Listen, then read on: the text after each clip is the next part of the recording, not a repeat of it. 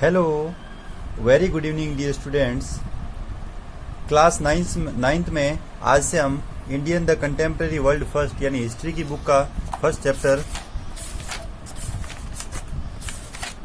पढ़ना स्टार्ट करेंगे। First chapter है आपके पास फ्रेंच रिवॉल्यूशन यानी फ्रांसीसी क्रांति। On the morning 14 July 1789, the city of Paris was in a state of alarm. The king had commanded troops to move into the city.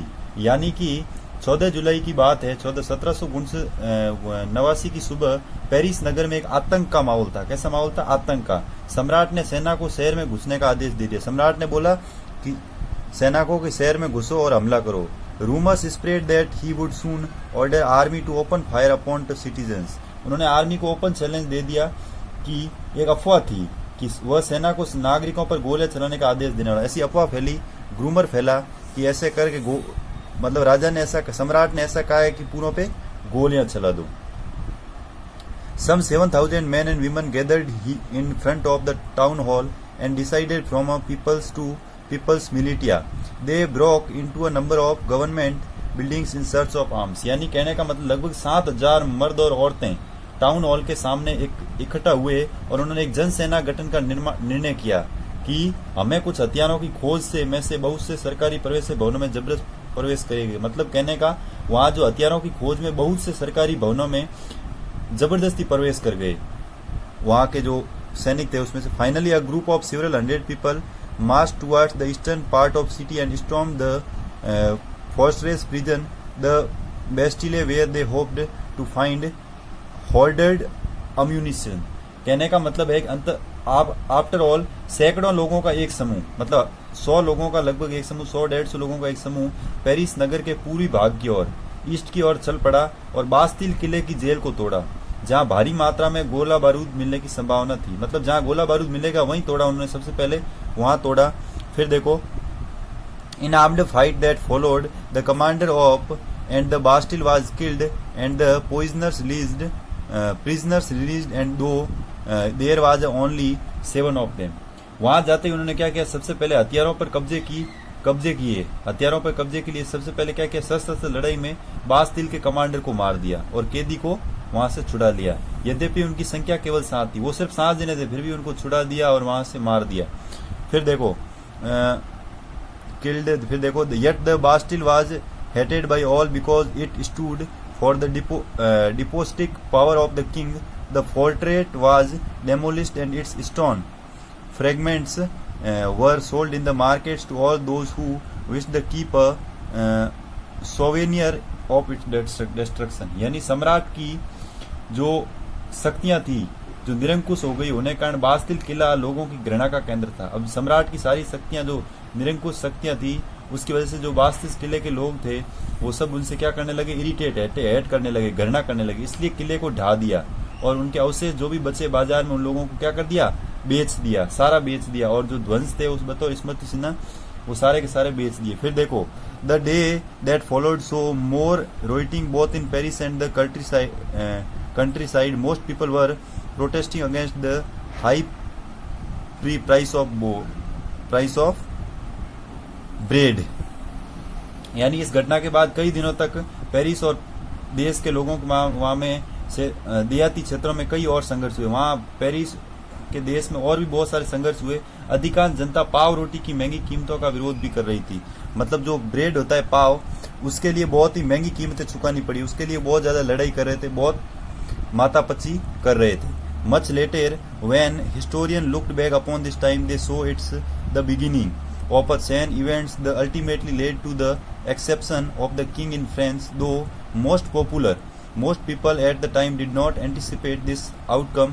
How and why this happened? यानी कहने का मतलब है कि बाद में इस दौर का अवलोकन करते हुए इतिहासकारों ने एक ऐसे लंबे घटनाक्रम की ऐसी शुरुआत कड़ियों के रूप में देखा जिनकी परिणति फ्रांस के सम्राट को फांसी दिए जाने में हुई। कहने का मतलब है उनके इतिहासकारों ने ऐसा उसको बताया कि भाई बाद में ऐसा हुआ कि फ्रांस के जो सम्राट थे उनको फांसी दिए जाने में हुई। हालांकि उस समय अधिकांश लोगों को ऐसे नतीजे की उम्मीद नहीं थी। ऐसा क्यों और किस लिए हुआ? वहां के लोग यानी इतिहासकारों ने बताया कि ऐसी घटनाक्रम लंबी शुरुआती कड़ियों के रूप में देखा जिनकी परिणति फ्रांस के सम्राट को फांसी दिए जाने में हुई। अब फ्रांस के सम्राट को फांसी क्यों दी गई, ऐसा क्यों हुआ, कैसे हुआ? इसके बारे में अपन आगे पढ़ते हैं। देखो इन 1774 अब a French society during the late 18th century, यानी 18वीं शताब्दी के जो बाद में फ्रांसीसी समाज है उसके बारे में पढ़ते हैं। इन 1774 लुइस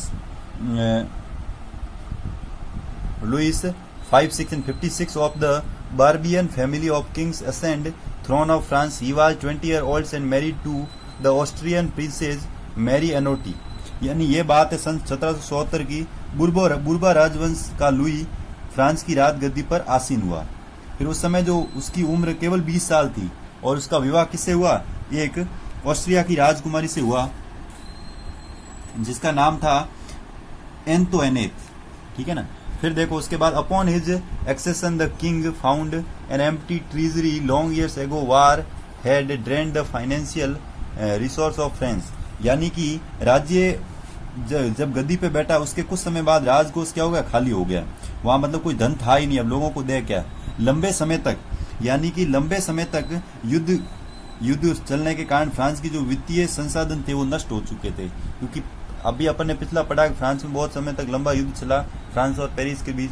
उससे क्या हुआ? वहां का जो वित्तीय धन था वो क्या हो गया? समाप्त हो गया। फिर देखो long years war has drained in financial resource of France added to this was of cost of maintaining extravagant court at the immense palace of Versailles under Louis 56 France helped Louis 16th sorry मैं 56 बोल रहा हूँ बार बार, 16th है ये, ठीक है ना, 10 और 6 16th France helped the 13 American colonies on gain their independence from the common enemy Britain. The war added more than $1 billion lives to a debt that had already risen to more than 2 billion lives। यानी कहने का मतलब है Versailles, यानी Versailles के विशाल महल और राज दरबारों की जो शान शौकत थी उसको बनाए रखने के लिए बहुत सारे फिजूल खर्ची का बोझ अलग से था। वहां अब उसकी राज दरबार होता है, आप पता, वहां बहुत सारी शान शौकत, वहां ठरके रॉयल्टी कहते हैं ना, जिसे वो फिजूल खर्ची बहुत उड़ाते हैं लोग। वो अब कहते हैं ना कि मूंछ के चावल वाली बात होगी, चावल वाली के मूंछ के चावल तो रखने ही रखने, तो राजगद्दी का खर्चा तो होगा। जैसे आपके पास स्कॉर्पियो है तो अगर आपने ले लिया तो उसका मेंटेनेंस के लिए खर्चा तो करना ही करना है, भले पास में कुछ हो ना हो, उधार लेके भी करो, तो वो बोझ उनके ऊपर अलग से पड़ गया। तो लुई 16 के जो शासनकाल में जो फ्रांस ने अमेरिका को 13 उपनिवेशों में साझा शत्रु ब्रिटेन से आजाद करने में सहायता दी थी। उन्होंने शत्रु ब्रिटेन से उसको आजाद करने में सहायता की थी। इस युद्ध के चलते, यानी इस युद्ध के चलते फ्रांस के दर थे जो अरब लिवरे, उनसे अधिक कर्ज और जुड़ गया, जबकि उस पर पहले से ही 2 अरब लिवरे का बोझ चढ़ा हुआ था। मतलब उनसे पहले ही बहुत सारा कर्ज लिया हुआ था। किससे? The war added more than $1 billion livres to डेब्ट has already risen to more than 2 billion livres. लैंडर, उस समय उसकी जो करेंसी थी उसका नाम लिवरे था। Lenders who gave state credit now began to charge 10% interest on loans. यानी ऑलरेडी उनसे इतना कर्जा ले रखा था, जबकि उस पर पहले से ही 2 अरब लिवरे का बोझ चढ़ा हुआ था और सरकार से कर्जदाता अब 10% ब्याज की मांग करने लगे थे। और सरकार को भी अब बोल दिया था भाई अब 10 जो कर्जदार जिन्होंने सरकार को कर्ज दिया वो बोले अब हमें 10% ब्याज दो। So the French government was obliged to spend an increasing percentage of its budget on So the French government was obliged to spend increasing percentage of its budget on interest payment alone to meet its regular expenses such as the cost of maintaining an army, the court, running government officers, universities, and the state was forced to increase taxes. Yet even if the measure would not have sufficed, the French societies in the 18th century were divided into 3 estates and only members of third estate and paid taxes। यानी कहने का मतलब है कि अपने यानी 10% मांग कर रहे थे। कौन? सरकार। जो कर्जदाता था कह रहे थे वो क्या हमें 10% चाहिए। तो फलस्वरूप फ्रांसीसी सरकार अपने बजट का बहुत बड़ा हिस्सा दिनों दिन बढ़ते जा रहे कर्ज को चुकाने पर मजबूर था। अब पैसे तो आ रहे थे टैक्स के, लेकिन उनको कर्ज भी तो इतना चुकाना था, वापस बहुत सारा लिया हुआ था। तो अपने नियमित खर्चों से सेना के रख रखाव है, राज दरबार में, सरकारी कार्यक्रमों में, सरकारी में भी तो कार्यालय होते हैं, विश्वविद्यालय, स्कूल हैं, जितनी भी यूनिवर्सिटीज होती है, फ्रांसीसी सरकार करों में वृद्धि के लिए बाध्य हो गई। और पर यह कदम भी नाकाफी था, वो कदम भी पूरा नहीं था। और 18वीं सदी में फ्रांसीसी समाज 3 एस्टेट में बंट गया और केवल 3 एस्टेट के लोग ही अदा करते थे। धीरे धीरे वो क्या पेड जो है वो 3 एस्टेट के लोग ही अदा करते थे, सारे के सारे लोग उसको कर्ज देते नहीं थे। आज के लिए बस इतना ही। जय हिंद, जय भारत। अगली क्लास में अगली सभा। Good bye.